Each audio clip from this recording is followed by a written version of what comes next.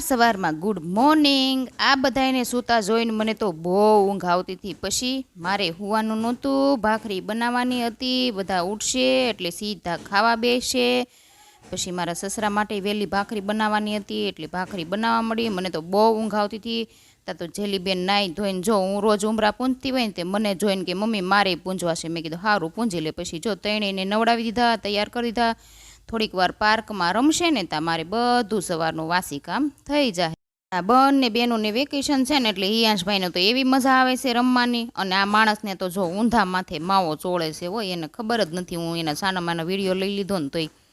પછી તો કાળા તડકાના બપોરે મહેમાન આવી ગયા. મહેમાન આવ્યા તો ખરી, પણ હારે રસ લાવ્યા કે હું તો રસ લઈને આવ્યો. મને તો બહુ તડકો લાગ્યો હતો એટલે મારે ચા નહોતી પીવી. મેં કીધું હું તમને ઠંડુ પાત, પણ એ કે ના તમે ક્યારે ઠંડુ બનાવો. પછી તો મારે જો આ જૂના ચોપડા હતા એના પૂઠા કાઢવાના હતા. પછી નવા વર્ષમાં નવા ચોપડામાં ચડાવવાના હોય એટલે પછી બધા ચોપડાને પૂઠા કાઢી અને જો આ બધા ભરી દીધા. ભંગારમાં દેવાના છે આ પસ્તીમાં.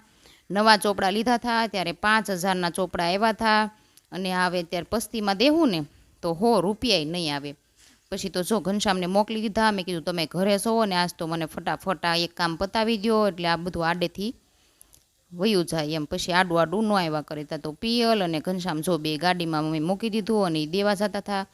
પણ 4 આલુ પૂરીની ડીશ આવીને એટલા પૈસા આવ્યા. બસ લ્યો 5,000ના ચોપડામાં. પછી તો જો અમારે આ નાળિયેરી કાપવાની હતી તો આ મારા દાદા જો નાળિયેરી કાપવા માંડ્યા અને બંને ભાઈઓ જો ઘનશ્યામ અને મારા જેઠ બંને જો સામે નાળાથી પકડે છે નાળિયેરીને. આખડે એ ધડામ ગઈ નાળિયેરી હેઠી. જો બહુ ત્રોફા આવતા નહોતા, ખાલી એક જ ત્રોફો આવ્યો. જો ઘનશ્યામ કે હાલે ત્રોફો ખા. મને કે આ ત્રોફો મને આપ્યો હાથમાં, પણ મારથી તો પકડાણો નહીં, પડી ગયો હેઠો. પછી જો આ નાળિયેરીમાંથી અલગ અલગ પાન કરી અને નોખા કરવાના હતા. પછી પાન નાખવા જવાના હતા કેમ કે આખું ઝાડવું ઉપડે નહીં.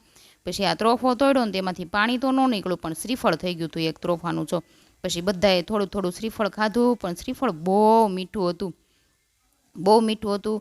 અને જો પછી પ્રિયલબેન છે ને ભંગાર દઈને પૈસા આવ્યા ને તો એને મેં કીધું હતું તારે જે ખાવું હોય ને લેતા આવશે. તો બે બેનું છે ને 4 આલુ પૂરીની ડીશ લઈ આવ્યા અને 3 ચકુડા મકોડા ખાય છે. જો અમારા હિયાંશભાઈને તો આવું બહુ ભાવે. એ કહે છે બહુ મસ્ત છે એમ. અને મને ખવડાવાય ન દે ને પોતે જાતે જ ખાય. ને આ ડીશ છે મારી તીખી તીખી છોકરાઓની મોળી. વિડીયો ગમે હોય તો લાઈક, શેર, સબસ્ક્રાઈબ અને હાલો આજ કોમેન્ટમાં ત્રોફો.